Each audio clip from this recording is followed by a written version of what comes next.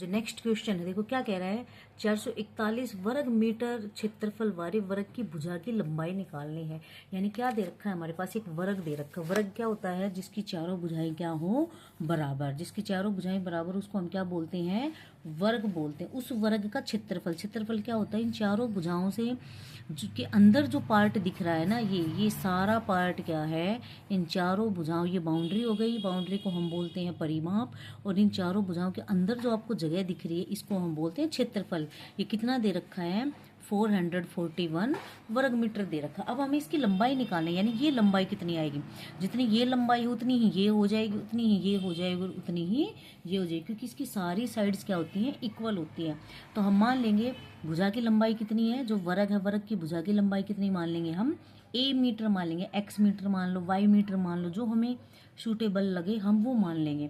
हम मान लेंगे ए मीटर है, तो इसका क्षेत्रफल किसके बराबर होता है, ए मल्टीप्लाई ए, यानी भुजा गुणा भुजा, साइड मल्टीप्लाई साइड, साइड का स्क्वायर। तो ए मल्टीप्लाई ए हो जाएगा। लेकिन क्षेत्रफल कितना दे रखा है क्वेश्चन में, 441, यानी इतना तो दे रखा है और हमने निकाल दिया ये। और इसको भी हम कैसे लिख सकते हैं, ए स्क्वायर, यानी हमने तो ये निकाल दिया और क्वेश्चन में ये दे रखा है। इसका मतलब क्षेत्रफल किसके बराबर हो जाएगा, 441 के बराबर हो जाएगा।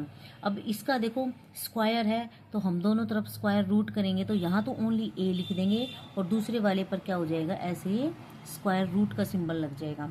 और इसके अब बनाएंगे अभाज्य गुणनखंड। कैसे बनाते हैं अभाज्य गुणनखंड, नंबर को यहाँ लिख देंगे। अब देखेंगे ये सबसे छोटे नंबर किससे डिवाइड होता है, ये 2 से तो होता नहीं, किससे होगा, ये 3 से डिवाइड होगा। तो 3 से डिवाइड करेंगे तो ये आंसर आ जाएगा।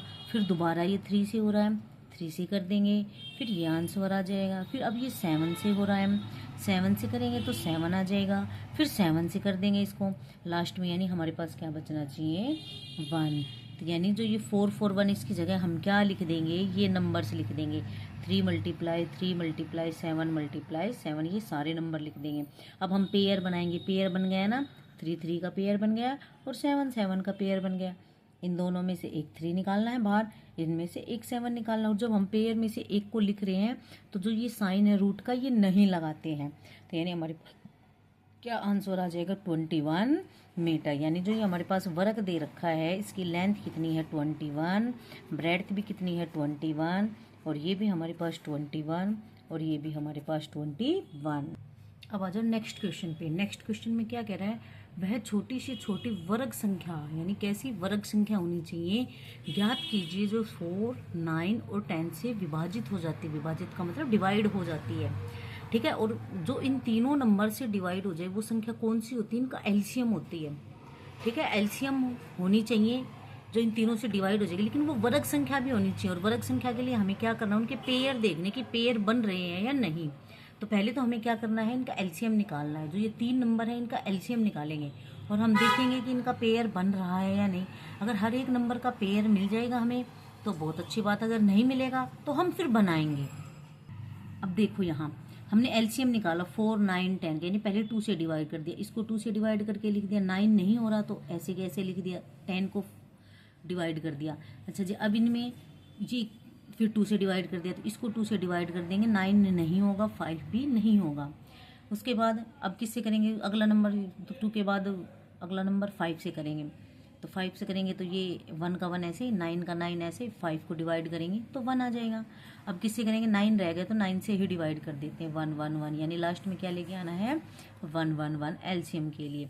तो हमारा एलसीएम हो जाएगा किस किस का, 4, 9, 10 का एलसीएम कितना हो जाएगा, 2 मल्टीप्लाई 2 मल्टीप्लाई 5 मल्टीप्लाई 9, ठीक है।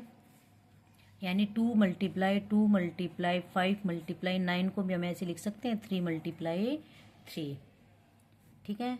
अब हम देखेंगे कि हमारे पास पेयर बन रहे हैं या नहीं, यानी ये जो इसका जो आंसर आएगा ना, वो ऐसी संख्या है जो 4, 9 और 10 तीनों से डिवाइड हो जाएगी, ठीक है। हमें संख्या मिल गई जो तीनों से डिवाइड हो रही है, लेकिन क्वेश्चन में पूछ रहा है कि वर्ग संख्या होनी चाहिए, यानी वो किसी न किसी नंबर का वर्ग होनी चाहिए।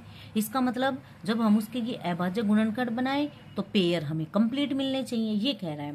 तो यहाँ देखो हम पेयर बनाने की कोशिश करते, ये एक पेयर मिल गया 2 का, तो 3 का पेयर भी मिल गया। अब कमी किसकी रह गई? 5 की। यानी अगर हम इसके अंदर अपनी तरफ से एक 5 से भी मल्टीप्लाई कर दें तो क्या बन जाएगा? हमारे पास 5 का पेयर भी हमें मिल जाएगा।